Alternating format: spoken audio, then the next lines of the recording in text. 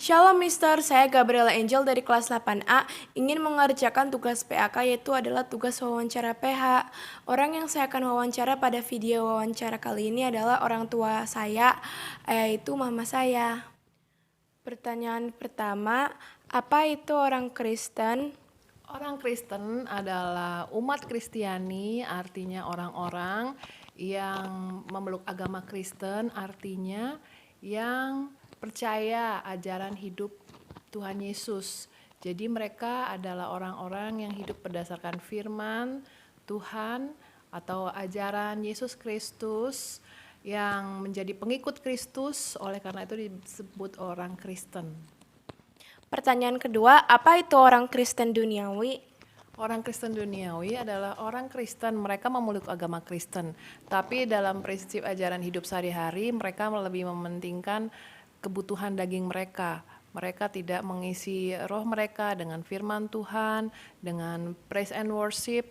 Jadi sifat keduniawian mereka masih terlalu tinggi dan kerohanian mereka lebih mementingkan sifat-sifat yang ada di dunia ini. Baiklah, pertanyaan ketiga, bagaimana kita dapat mengalami sukacita dalam kehidupan Kristen?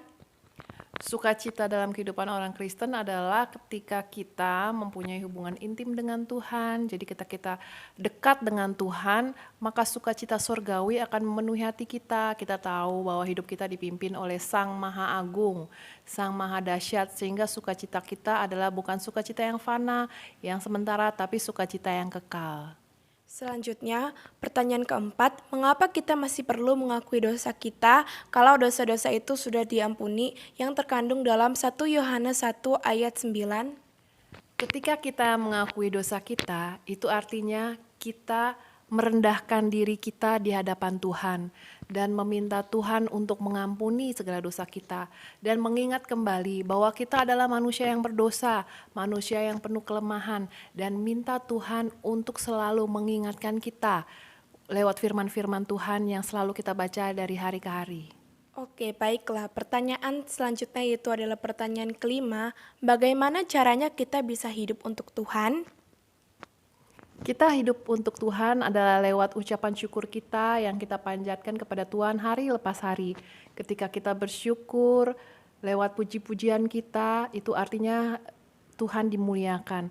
Dan lewat perbuatan kita, lewat buah roh di Galatia 5 ayat 22, itu artinya kita hidup hanya untuk Tuhan saja. Baiklah, selanjutnya pertanyaan keenam, bagaimana kita bisa memiliki hubungan yang lebih dekat dengan Allah? Ketika kita tidak satu hari pun berkomunikasi dengan Tuhan, lewat doa-doa yang kita panjatkan, lewat firman Tuhan yang kita baca, lewat puji-pujian yang kita nyanyikan, itu artinya kita sedang berkomunikasi dengan Tuhan. Tanpa komunikasi, maka hubungan kita dengan Tuhan akan renggang. Tapi dengan komunikasi yang setiap hari, maka hubungan kita dengan Tuhan akan semakin dekat dan semakin dekat. Oke, baiklah. Pertanyaan nomor 7, apa artinya sungguh-sungguh mengikuti Kristus? Sungguh-sungguh mengikuti Kristus artinya selalu haus akan firman Tuhan.